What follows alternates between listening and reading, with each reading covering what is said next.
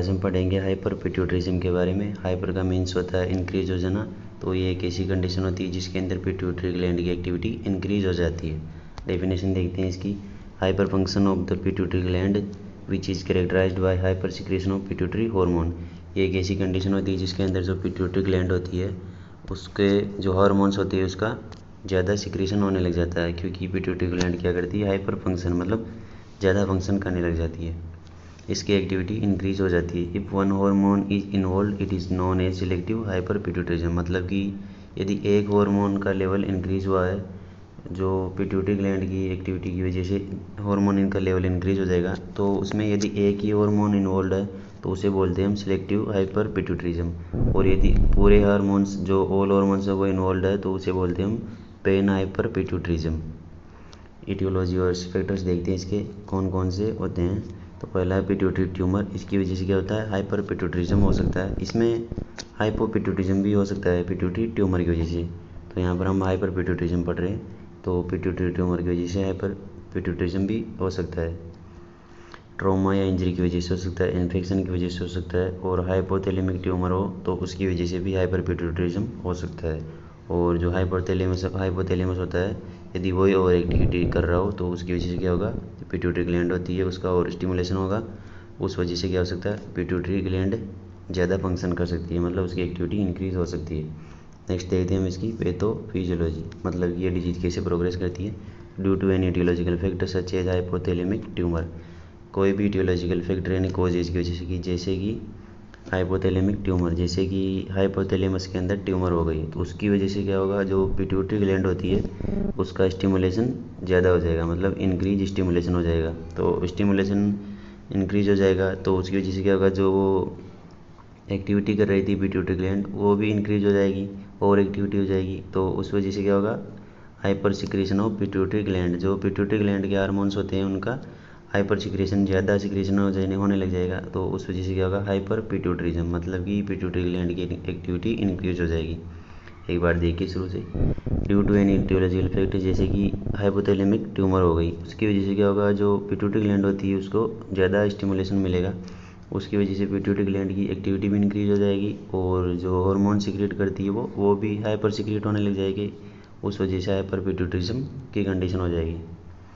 Sign और symptoms देखते हैं इसके कौन कौन से होते हैं। तो ग्रोथ हार्मोन से रिलेटेड साइन और सिम्टम्स कौन कौन से होते हैं। पहला है एक्रोमेगाली। एक्रोमेगाली एक ऐसी कंडीशन होती है जिसमें जो बॉडी की होती है वो एक्सेसिव ग्रोथ होने लग जाती है, और यही कंडीशन यदि छोटे बच्चे के अंदर, चाइल्डहुड के अंदर होती है तो उसे हम बोलते हैं जीजेंटिज्म। ये क्या होती है, एडल्ट के अंदर होती है, एडल्टहुड के अंदर जो अडल्ट होते हैं उसके अंदर होती है, तो एक्रोमेगाली बोल देते हैं हम उसको। उसमें क्या होता है, जो हाथ पैर की हड्डियाँ होती है वो बड़ी हो जाती है, जो प्रोट्रूजन हो जाता है, जो टंग होती है वो लंबी हो जाती है, और भी सॉफ्ट टिश्यू बोन्स होती है उनकी एक्सेसिव ग्रोथ होने लग जाती है।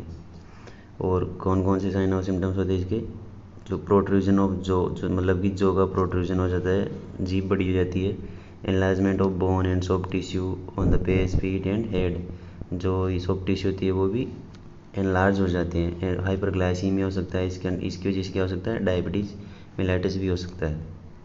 टीएसएच जो हार्मोन होता है उसके एक्सेसिव सिक्रेशन की वजह से कौन कौन से जो साइन और सिम्टम्स देखने को मिलेंगे। जो टीएसएच की कंडीशन में क्या होता है, जो जब ये इंक्रीज हो जाता है तो थायराइड ग्लैंड की एक्टिविटी भी इंक्रीज हो जाएगी, तो हाइपरथायरॉयडिज्म के सिम्टम्स देखने को मिलेंगे। तो इसके सिम्टम्स में होता है हाइपरथायरॉयडिज्म, हीट इंटॉलरेंस, क्योंकि इसमें क्या होता है, मेटाबॉलिक रेट बढ़ जाती है और स्किन वार्म होती है तो हीट इंटॉलरेंट हो जाएगा पेशेंट।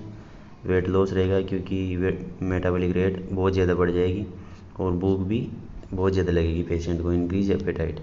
नेक्स्ट देखते हैं एसीटीएच हार्मोन से रिलेटेड। तो ये एड्रिनल ग्लैंड को अफेक्ट करता है मेनली, तो उससे रिलेटेड हार्मोन्स देखने को जो सिम्टम्स होते हैं वो दिखाई देंगे। तो एसीटीएच का हार्मोन का लेवल ज़्यादा होता है तब एक सिंड्रोम होता है, उसका नाम है क्यूसन सिंड्रोम, तो वो भी हो जाता है इसके अंदर। तो क्यूसन सिंड्रोम होगा। हाइपरनेट्रीमिया, मतलब सोडियम का लेवल ब्लड में ज़्यादा हो जाएगा, क्योंकि इसमें क्यूसन सिंड्रोम में क्या होता है कि जो रीअब्जॉर्प्शन होता है सोडियम का वो ज़्यादा हो जाता है, और पोटेशियम का जो होता है एक्सक्रीशन वो बढ़ जाता है।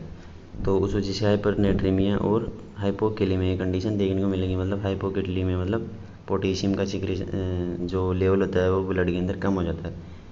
सेकेंडरी सेक्सुअल ऑर्गन चेंजेस, जो सेकेंडरी सेक्सुअल ऑर्गन्स होते हैं उनमें चेंजेस देखने को मिलेगा।